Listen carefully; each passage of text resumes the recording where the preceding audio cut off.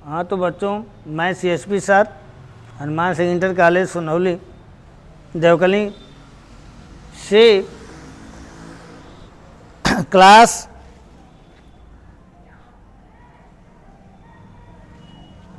6, 7th and 8th के बच्चों को मैं आज English grammar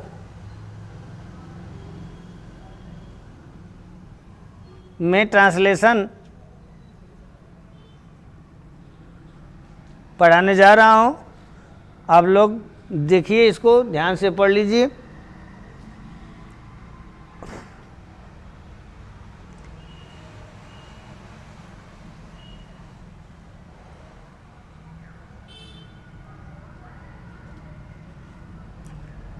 imperative sentence means होता है आज्ञाकारी वाक्य।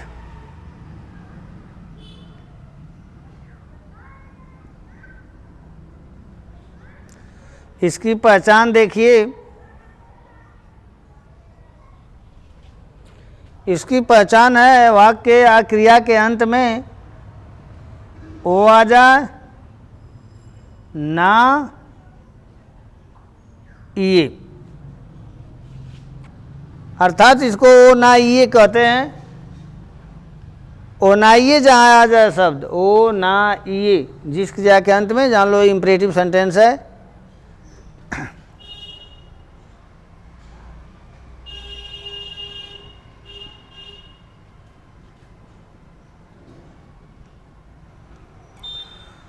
अफर्मेटिव सेंटेंस स्वीकारात्मक वाक्य में इसका स्ट्रक्चर होता है फार्मूला। क्रिया कर्म, क्रिया कर्म अंग्रेजी में इसको लिख सकते हैं वर्ब प्लस ऑब्जेक्ट। बस सबसे इजी ट्रांसलेशन होता है, सबसे छोटा वाक्य होता है, केवल वर्ब और ऑब्जेक्ट। जैसे अनुवाद है, दुनिया का सबसे छोटा वाक्य है आओ, एक शब्द का एक वाक्य, कम,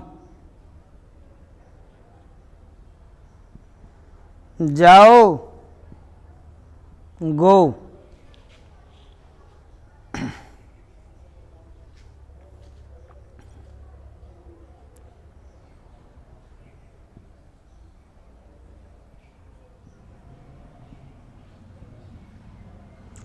उसे बुलाओ, देखो वो आ रहा है सब में, तो बुलाओ की अंग्रेजी पहले लिखेंगे कॉल, फिर ऑब्जेक्ट है हिम।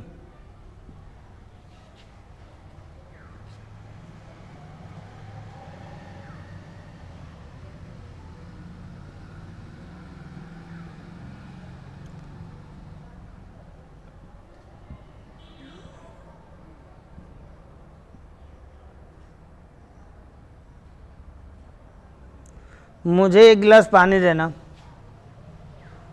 आपको बोलने आ जाएगा फटाफट अंग्रेजी, अगर ध्यान से देख लेंगे तो अंग्रेजी हमेशा बोल पाएंगे जल्दी जल्दी। ऐसे हम घर पर सभी लोग बोलते हैं मुझे एक गिलास पानी देना। अब इसको अंग्रेजी में कैसे बोलेंगे? जो हिंदी न समझता हो, अंग्रेज़ों के बीच बैठे हो, तो अंग्रेजी में कैसे बोलेंगे कि मुझे एक गिलास पानी देना? तो इसका देना देखो ना आया है, पहले इसी की हम अंग्रेजी लिखेंगे तो देना गिव। अब वर्ब लिखने के बाद ऑब्जेक्ट लिखते हैं। फार्मूला में ऑब्जेक्ट दो होते हैं, एक किसको और दूसरा क्या। तो सबसे पहले किसको, बाद में किसको। किसको के बाद ही किसको, जब तक किसको न बोलो आगे मत खिसको। तो किसको, मुझको, मी बोल दो। इसके बाद बोलो अब क्या। क्या में एक गिलास ऑफ वाटर। तो give me a glass of water, एक गिलास पानी की अंग्रेजी ए ग्लास ऑफ वाटर। ये पॉइंट नोट कर लीजिए, हमेशा ऐसा लिखेंगे, क्योंकि गिलास का आकार इतना छोटी भी गिलास होती है, बड़ी गिलास होती है, कोई नाप नहीं होता है मेन गिलास का, इसलिए ग्लास ऑफ वाटर लिखा जाता है। जैसे मुझे 2 रोटी दो, जैसे हम बोल दें 2 रोटी दो, तो 2 रोटी दो को हम कैसे अनुवाद बनाएंगे? पहले इस 2 को लिखेंगे गिव। क्या? 2 रोटी, तो 2 रोटी की जो है अंग्रेजी होगी 2 प्रेस, 2 पीस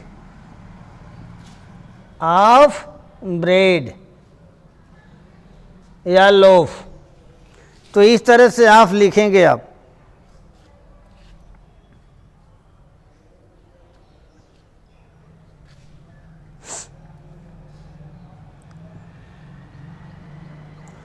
पंखा चालू करो को अंग्रेजी में हमेशा बोलेंगे आप, किसी से कहेंगे पंखा चालू कर दो, तो पंखा कैसे चालू करेंगे अंग्रेजी में बोलने के लिए? ए switch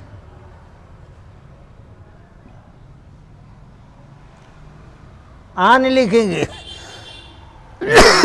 switch on the fan. बंद करना है, पंखा बंद कर, तो स्विच ऑफ द फैन।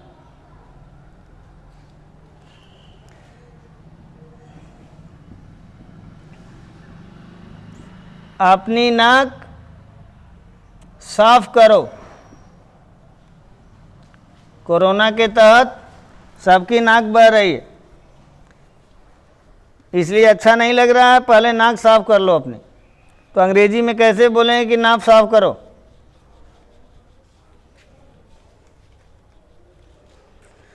तो नाक साफ करने की अंग्रेजी क्लीन मत लिख देना, न ब्रूम लिख देना, न वाश माने साफ करना होता है। नाक कैसे साफ किया जाता है ये आपको अंग्रेजी पता होनी चाहिए। न झाड़ू मारते हैं, न पोंछा मारते हैं, न क्लीनिंग पाउडर से साफ करते हैं। इसलिए साफ करना की अंग्रेजी आपको शायद न याद हो। ब्लो, नाक को आप बजाएंगे तो अपने आप साफ हो जाएगी। Blow your nose, blow your nose, अपनी नाक साफ करो।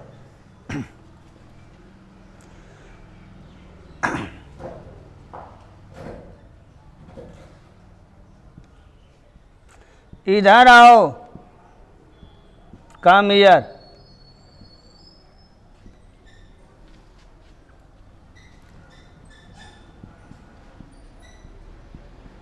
मेरे पास बैठ जाइए।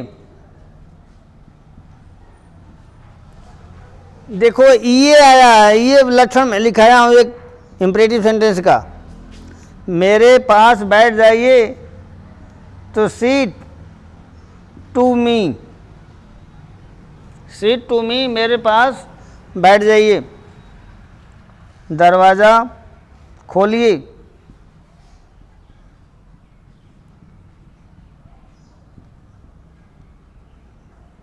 ये इज्जत देने के लिए केवल ये बोलते हैं, नहीं तो दरवाज़ा खोल, दरवाज़ा खोलो। दरवाज़ा खोलना कुछ भी बोल सकते हैं, ओपन द डोर।